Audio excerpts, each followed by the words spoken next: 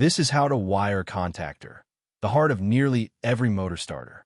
Three-phase power in on the top, out to the motor on the bottom, a coil on the side that pulls it all in, and a start-stop circuit that latches it on.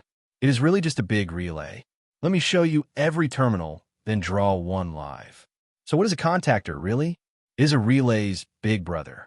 A relay switches a few amps for a lamp or a horn. A contactor switches a whole motor, tens of amps, 3 phases, over and over, all day long. Same idea underneath. A coil becomes an electromagnet. That magnet pulls a set of contacts closed and power flows. Cut the coil, a spring drops the contacts open, and the motor stops. The difference is muscle. Bigger contacts, arc chutes to snuff the spark, and a coil built to hold heavy contacts shut for hours. That is why you never wire a motor straight to a wall switch. You wire a small control circuit to the coil, low current, safe, and let the contactor do the heavy switching. One quick note before we go on. Everything I draw here is in a free browser editor. No install, no sign up. It is at CircuitDiagramMaker.app, and the link is in the description. Open it and draw along. Start with the coil, because the coil runs the whole show. 2 terminals, and they are always marked the same, A1 and A2. Put your control voltage across A1 and A2, and the coil energizes.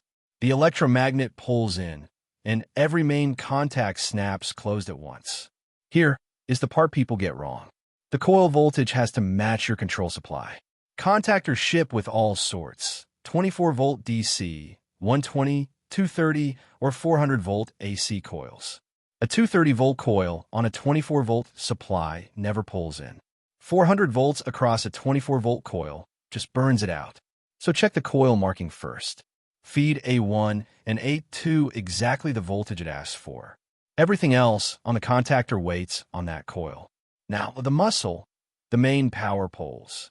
Down one side, 3 terminals bring the line in.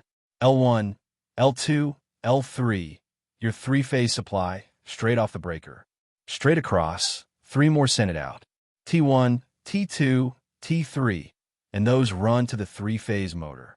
Energize the coil, and L1 joins to T1, L2 to T2, L3 to T3, all together. That is the motor getting power. These poles are the normally open main contacts. Open when the coil is off, closed when it pulls in. Line in on L, motor out on T. That is the whole power path. Off to the side sit the small ones, the auxiliary contacts. These do not carry the motor. They carry control signals a few amps at most, and they move with the coil in step with the main poles. Some are normally open. Some are normally closed. What are they for? An indicator lamp, so a panel shows the motor is running. An interlock, so 2 contactors can never pull in at once. Think forward and reverse. And the big one, coming up next, the seal-in that holds the contactor on. This is the circuit that turns a contactor into a motor starter. The start-stop with a seal-in. Follow the control circuit. Your supply feeds a stop button, normally closed. Then a start button, normally open. Then down to the coil, A1 to A2. Press start. The coil energizes, the main poles close, and the motor runs. But the instant you let go of start, that button springs open again. On its own, the motor would stop dead. Here is the trick. A normally open auxiliary contact is wired in parallel with the start button. When the coil pulls in, that AUX contact closes too, and it feeds the coil around the start button. Let go, and the coil now holds itself on through its own contact. That is the seal-in, the latch. Press stop, the circuit breaks, the coil drops, and the AUX contact opens with it. I break this down rung by rung in the ladder logic video, link on screen. One more part, and it is the one that protects the motor. The overload relay. It stacks right under the contactor, and the motor current flows through it. Pull too much for too long, a jam, a lost phase, a seize bearing, and the overload trips. Its normally closed contact sits in the coil circuit, so a trip drops the coil and the contactor opens. Motor off before it cooks. Put those 3 together, a contactor, an overload, and a start-stop, and you have a DOL starter. Direct online. The most common motor starter on Earth. One safety word. The main poles carry three-phase mains. Isolate before you touch it, and leave the work to a qualified person. Here is a real contactor wiring diagram. Open straight in the editor. Everything we covered is on one sheet. Line in at the top. Motor out at the bottom. The coil with A1 and A2 off to the side, fed through the start and stop buttons, with the seal in around the start. Follow any wire, end to end. That is what a clean drawing gives you. Now, let us draw a small one from scratch. Blank canvas. I search the symbol library and tap parts onto the grid. A breaker for the incoming feed. A box standing in for the contactor. A load standing in for the motor. And a ground.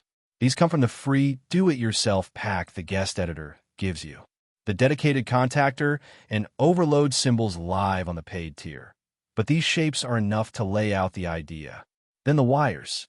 Press W, click one pin, click the next, and the wire snaps in with square corners. Move apart, and every wire follows. And here is something a plain drawing tool cannot do. Simulate it. I will open a ready-made DOL starter template, a real contactor, an overload, and a start-stop already wired. There is a genuine SPICE engine inside the page. Hit Simulate, choose the DC operating point, and run it. Live voltages and currents land right on the wires. If a connection were wrong, the numbers would tell you before a single wire got crimped. That is a check no paper drawing can give you. When the drawing is done, it has to leave the screen. One click opens the export menu. PNG is free, good enough to drop into a work order or a group chat with whoever is doing the install. Vector formats, PDF, SVG, and DXF sit on the paid plans. That is the honest business model, and I will say it plainly. This tool is ours. For clean control and schematic drawings you can share and mark up, it is genuinely good and free to start. One last thing, because a contactor rarely works alone. Out in the world, a PLC often gives the start and stop commands, driving the coil through a relay. If you want to build and run that control logic itself, our sister PLC simulator does exactly that, and it is linked in the description. Draw the wiring here. Run the logic there. So that is a contactor, start to finish. Coil on A1 and A2.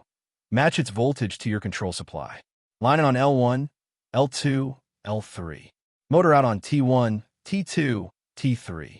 An AUX contact seals it on, and an overload drops it on a fault. Open the free editor and lay out your own starter. A breaker, the contactor, a motor, a ground. It is at CircuitDiagramMaker.app. No install, no card.